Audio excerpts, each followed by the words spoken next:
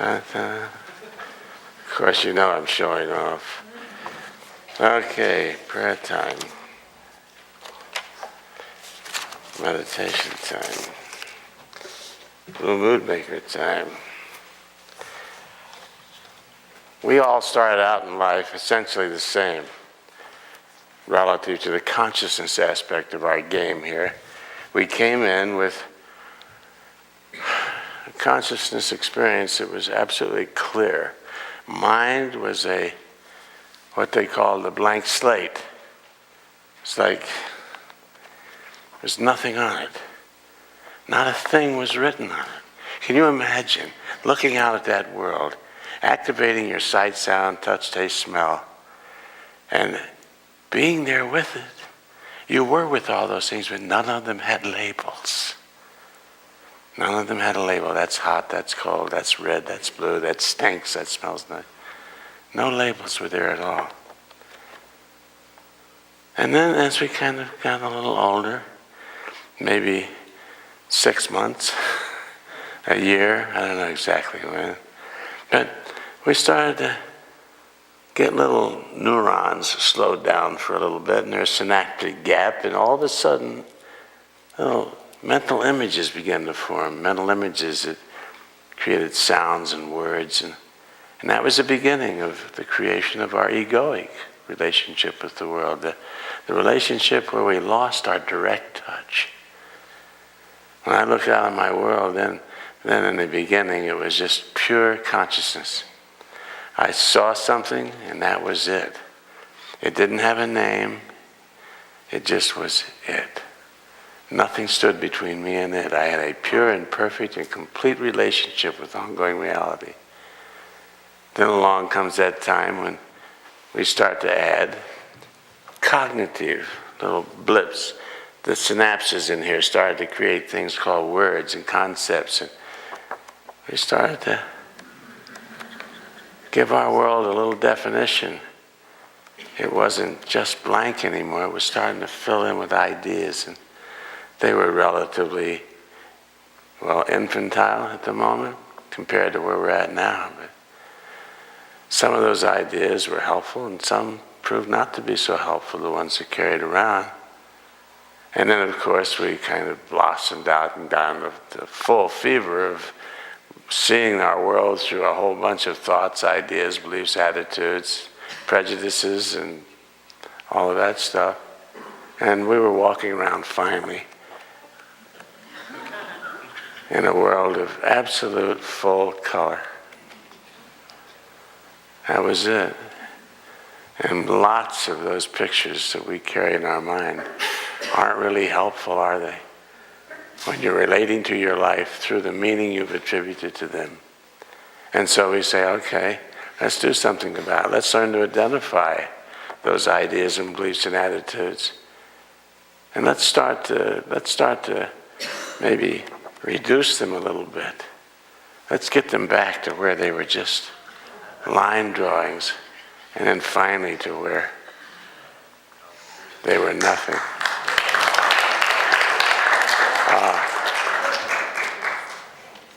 $3 at the magic store. It's amazing. But I think the point's well taken. We are looking to come back to an initial state, a formative state, where we look out and we see life with an absolute perfect clarity, returning once again to the childlike state, like Jesus offered us in that reflection about the children have a wonderful responsibility and a capacity to know the world, lest you become like the kid. Okay, we finished the first 5 or 6 of these rascals in our discussion 2 weeks ago. And what I'm doing here is going through the last 4 or 5 of these, what I call blue mood makers, cognitive distortions, unskillful uses of mind, depending upon what place you're looking at it from. The Buddhists would call it the unskillful use of mind. The Buddhists also have a name for this as hindrances. What is it that's hindering you from an open-hearted, free-flowing relationship with ongoing reality? the unconscious use of certain kinds of thinkings is doing it. So let's start with, let's say, Om DJ, we did jump to conclusions, right? And then Meslep, that first M, or the second M, magnification and minimization. It's noted here that it's a common thinking trap that we fall into every time we take a commonly occurring event and blow it all out of proportion. Or sometimes we shrink and negate it until it's almost meaningless. We usually blow up or magnify those things that we perceive as our shortcomings or imperfections. I think we used the example Sunday, I recall this last Sunday we did this, of the big fat Greek wedding where she discovered the zit, little tiny imperfection on her nose. You'd have thought she turned into an organ. And then minimizing things. We usually blow up or magnify those things that we perceive as shortcomings and imperfections. Our mistakes and weaknesses, we think things like, that mistake I made yesterday has ruined my future with this company.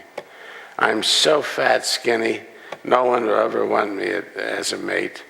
This pimple in my nose is so hideous, I can't let anyone see me. It's as if we look at our weak points through a pair of binoculars that turn ordinary, everyday stuff into gigantic, grotesque imperfections that make us totally unacceptable for human company. On the other hand, we tend to negate or minimize the qualities we think of as our strong points, with thoughts like, nothing special, anybody can do it. The result of magnifying our weaknesses and minimizing our strengths is pretty obvious. We guarantee a feeling of inadequacy, inferiority, and worthlessness. And if you want to really get in touch with how crazy we are, you will notice, if you pay attention, that we usually do it just the opposite when we think about somebody else. Take a look at that. We tend to minimize their mistakes and magnify their strengths. Seems like it's reasonable to treat ourselves at least as kindly as we treat other folks. Makes sense to me. How about emotional reasoning? That's the seventh one. That's the E. Meslep. Emotional reasoning, you take your emotions as evidence of the truth. Your thinking runs along lines like, I feel like such a failure. I must really be one. I'm so angry with you. I must be justified. I feel guilty. Therefore, I must have done something very bad. I feel so inadequate. I must really be inferior and worthless. And this kind of reasoning is misleading because your feelings are based on your thoughts and beliefs. And if they are distorted and irrational, as is quite often the case, the feelings are not a measure of the truth of the things that you are. It's simply foolish to measure the truth of things with feelings that are based on irrational, distorted thinking processes. Emotional reasoning plays a major role in nearly all instances of depression. Because things feel so lousy to you, you assume they truly are. It doesn't occur to you to challenge the validity of that perception, the perceptions that create the feelings in the first place. Wake up. Start doing that. The blues will disappear. Trust me on that. Here's a biggie. You know, there's 10 of these stumbling blocks listed here, and they're pretty much incorporate all of it. But if you could master 2 of them, just get 2 of them down pat, you could probably preserve yourself from about 90% of your totally unnecessary, useless suffering. And this one is a biggie. It's the should statements, shoulding on your world and yourself. An attempt to motivate yourself and others by saying, I should do this or that, and you should do this or that. Trying to live up to those self-imposed expectations you place on yourself and the world around you will inevitably lead to frustration and disappointment, resentment, self-loathing, guilt, you name it. Paradoxically, rather than motivating you, your shoulds will result in apathy. Yeah. And creative stagnation. Should statements generate a lot of misery that's totally optional in your daily lives.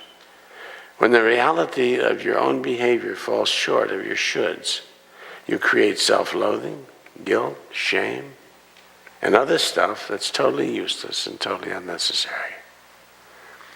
When the all-too-human performance of others falls short of our expectations, and it's inevitable that it will from time to time, we create frustration, we create resentment, bitterness, and self-righteousness, which is a pretty lousy lineup of emotional experiences.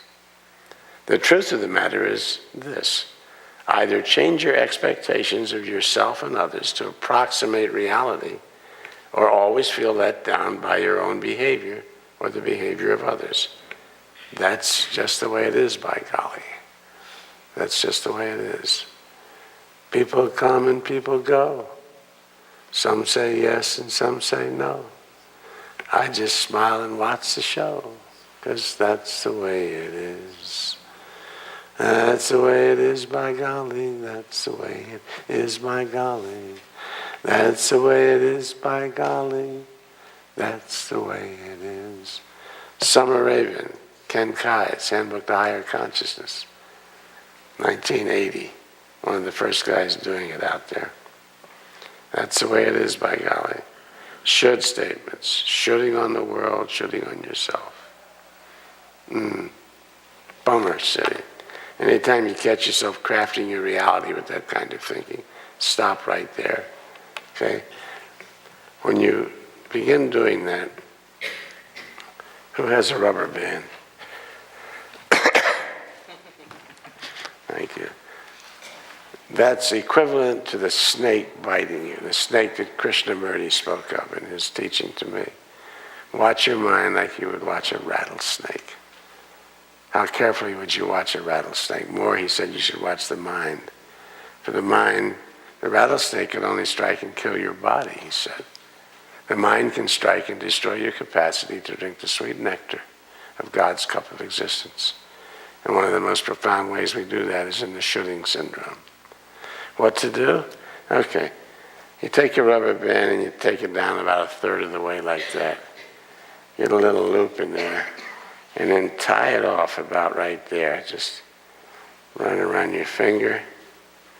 Push it through the hole. Back to tying shoes 101. Pull it up like that. Get it so you'll have something to look about like that. Have a big loop, little loop. And you take the big loop. Put it around your wrist. Oh, it's hanging there. Okay. Now you got a snake bite kit. You're moving through your life. Zippity-doo-dah, zippity-yay. I know my son of a bitch should go a little faster in front of me. I'm so tired of it. Whoop. Snake bit me. Got a snake bite going on here. What to do? What to do? Let's see, identify it. And now you have been a good student of truth, so you have assiduously memorized all of those blue moon makers. There I go again, shoulding on him. He should be driving his car according with rules and regulations according to the gospel of driving written by me. And he's not, or she's not.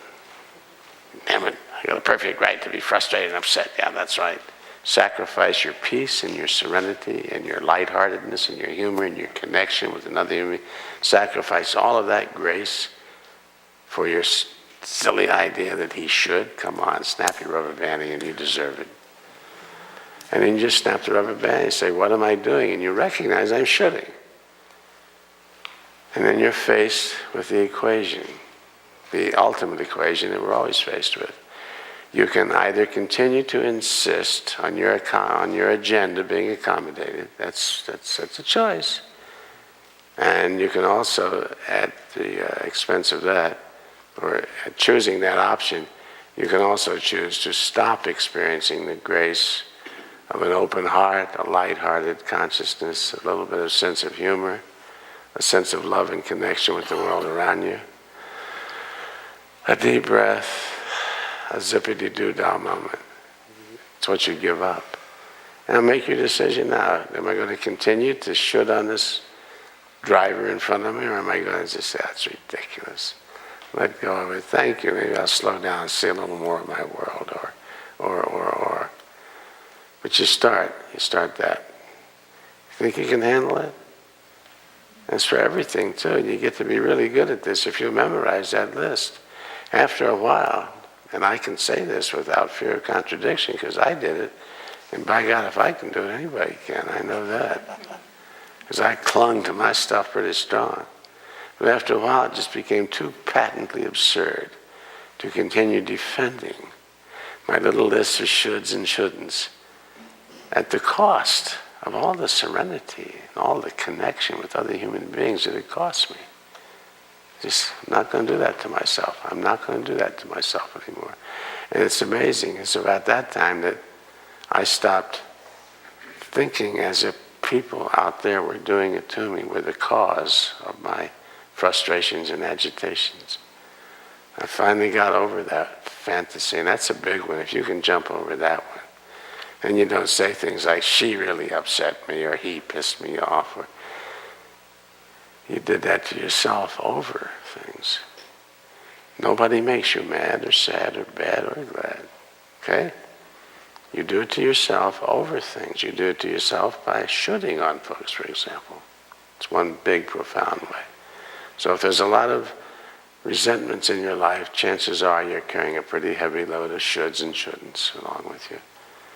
And constantly subjecting people to the scrutiny of your demand that they be this and not that they not be this and they be that. And then every time they come up a little short of your expectations, you create a big charge of frustration and resentment and blame it on them. And that's the ultimate folly. Because then your salvation depends on you doing what? Getting them to clean up their act. That's how you'd phrase it. If I could just get them to clean up their act and do things right. How many of you have gone to bed with that one? Wow. I love him so much, but he's got a few of these little character flaws. But I can change him. Okay, darlings, we got to get out of here. Take it.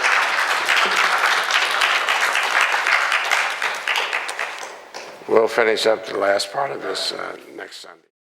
If you talk to God, He will talk to you. He can tell you how to get through what you're going through. If you talk to God, she will talk to you. She can tell you how to do what you need.